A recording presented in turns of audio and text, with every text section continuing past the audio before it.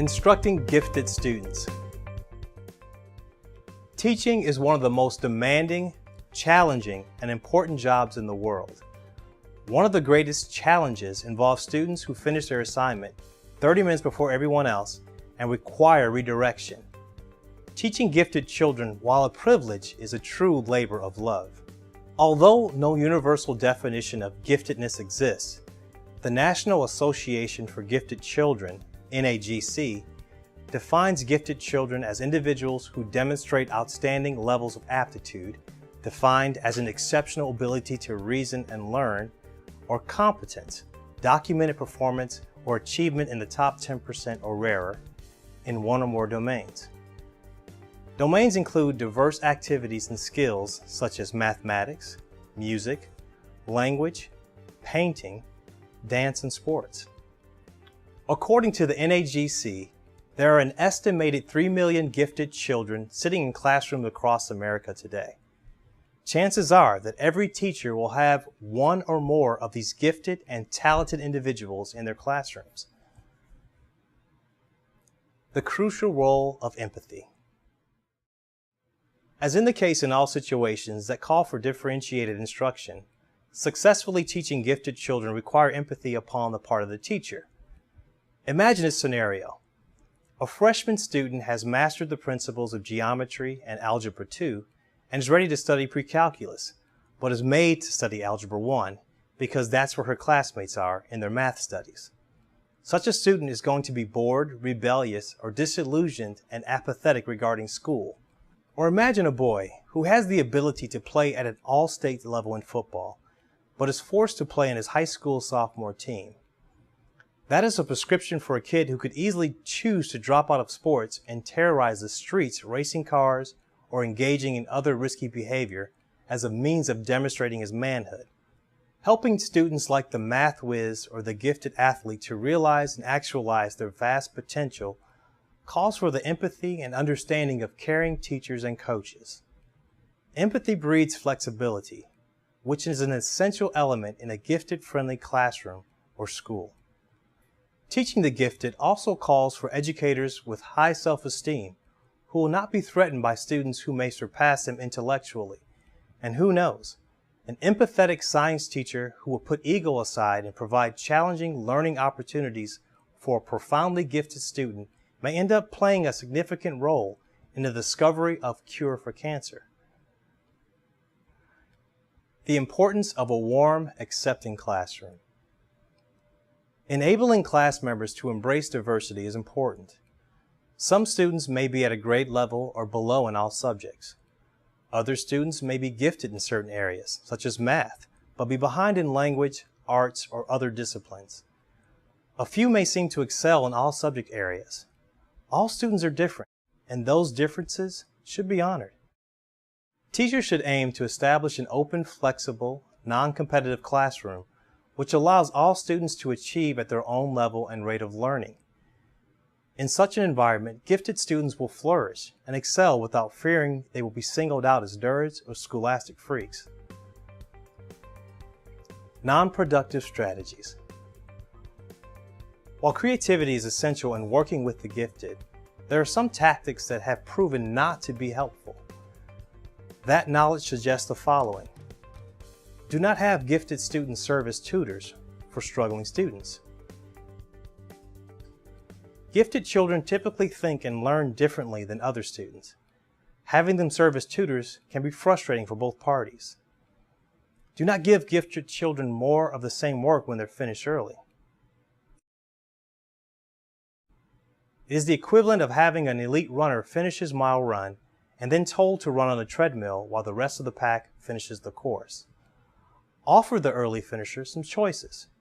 Provide enrichment materials in the same subject or related subject, or allow the student to read a library book or work on an independent project.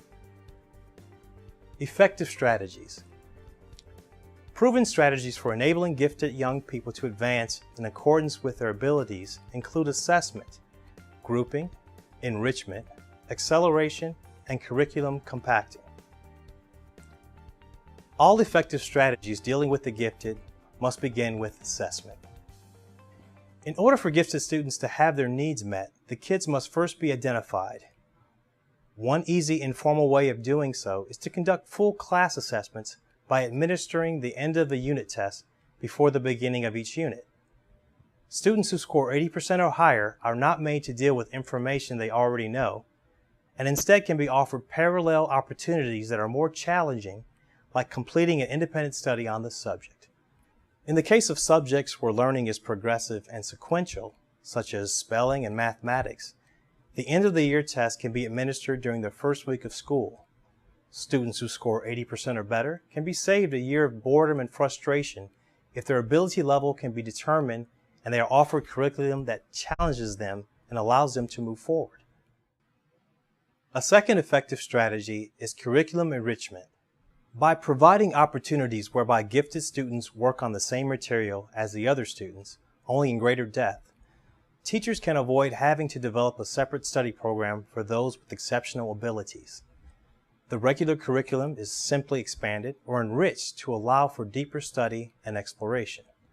For example, in a study of marine mammals, gifted students who finish their work early and at a higher level than their peers might be asked to do a paper on the life cycle of whales. Educator Benjamin Bloom developed a useful tool in devising enrichment opportunities.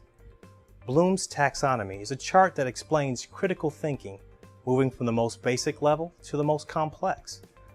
High-level students can be challenged to develop their critical thinking skills in the 3 highest levels of Bloom taxonomy: analysis, synthesis, and evaluation, areas in which gifted and talented students excel. Plainly put, gifted kids can be asked to process complex information on a given subject, summarize it, and then apply it to solving problems. The idea is to engage higher level thinking and problem-solving skills. For instance, if a science class is studying climate change, gifted students could be assigned the task of assessing tables dealing with projected rises in sea levels, placing that information on a chart, and then preparing a paper to present to the class on how those projected changes might impact coastal cities. One way of addressing curriculum enrichment goals is assigning students to work at study centers, or at the enrichment center, those students who already have a solid understanding of basic subject material can be exposed to deeper, more complex concepts and tasks. A third effective strategy is to provide groupings. With careful planning, ability grouping can be an excellent way to meet the needs of talented students because the pace of the curriculum can be matched to the pace of a small group of learners rather than the pace of the entire class. They can march through the various learning opportunities without having to wait for the entire class to catch up. As mentioned above, providing study centers, including an enrichment center where advanced students can work together on an assignment, is a good grouping approach. The class can also be broken into pair groupings where talented students are matched and allowed to work together on an especially challenging aspect of the subject material. The advantages of grouping are that academically talented kids can be placed with others of similar interests and abilities, given assignments at an appropriate level of difficulty, and allowed to work at a pace matched with their abilities. A fourth effective strategy in dealing with gifted students is content-based acceleration. Content-based acceleration is a step beyond curriculum enrichment. Curriculum enrichment is where a student studies the same curriculum as the rest of the class, but is offered a more in-depth study of that curriculum. Content-based acceleration determines which part of the regular curriculum the student has already mastered and then replaces it with higher grade level curriculum. Instead of being subjected to the boredom of having to rehash material he already knows, the student will have his gifts more appropriately challenged through receiving higher grade level instruction. Content-based acceleration allows gifted students to remain in the same classroom with peers of the same age and grade for most of the school day, but may involve their being pulled out of the classroom for specific instruction.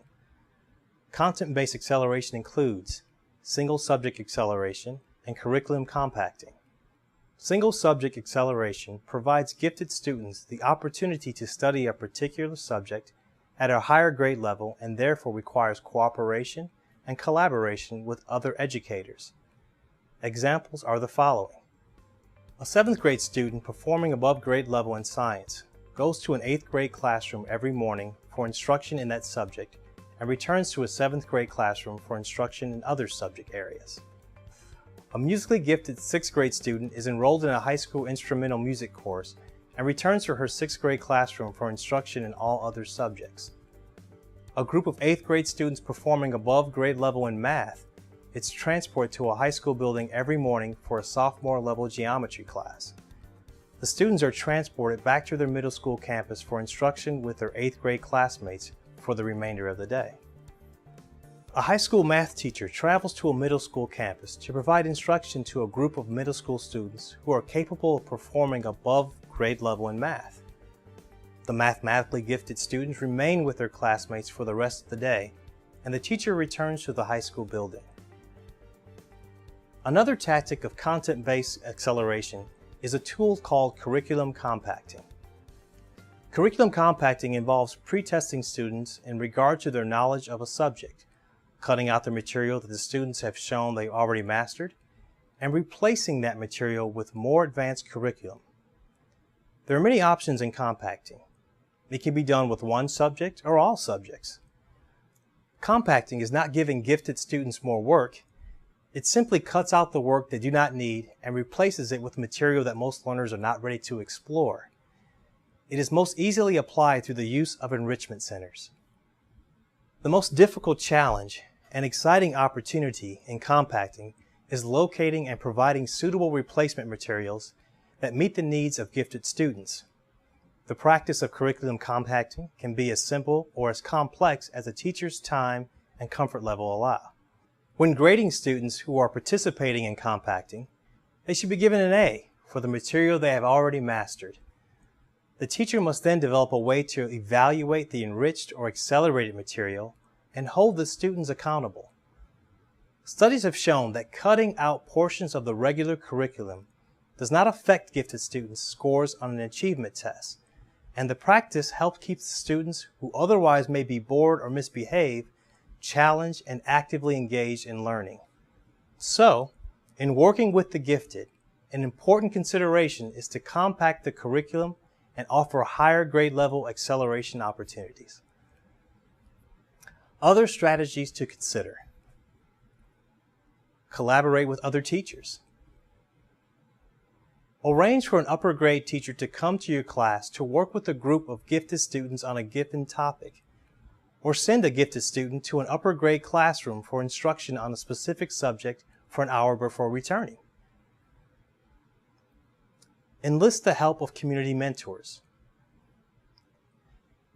Members of the community who have specific skills or competencies can be invited to visit the class and work with a student or group of students, mentoring them and providing topic enrichment. Retirees can be a gold mine for teachers seeking mentors or acceleration providers for their students. Provide opportunities for gifted students to interact with other gifted students across grade levels and schools.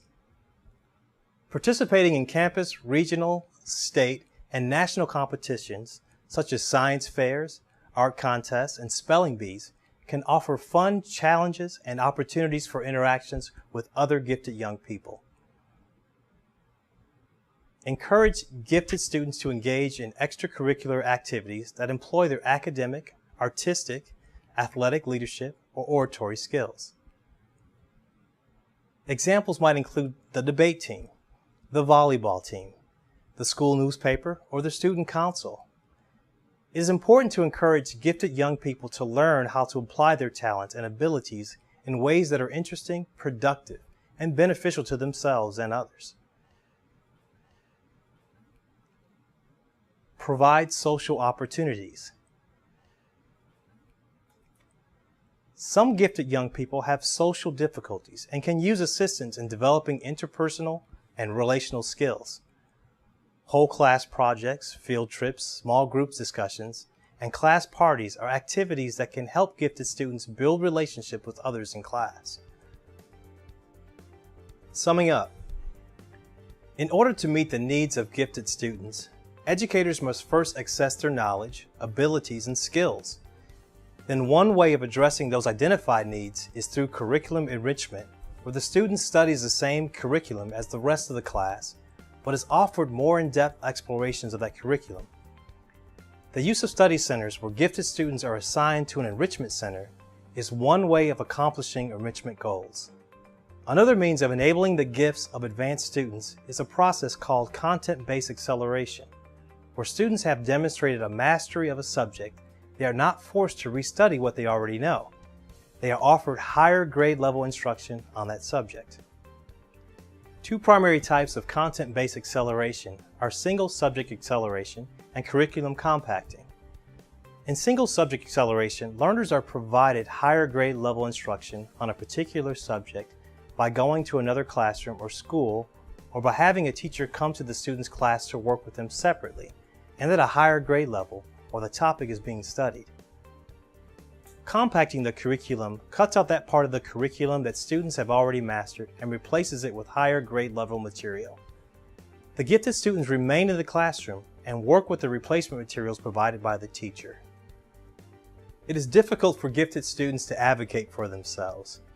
They need the support, guidance, and instruction of empathetic, caring teachers who appreciate the exciting opportunity to work with exceptionally talented young people. In helping those students to find and exercise their gifts, teachers make a real difference both in the lives of the children and the well-being of the world.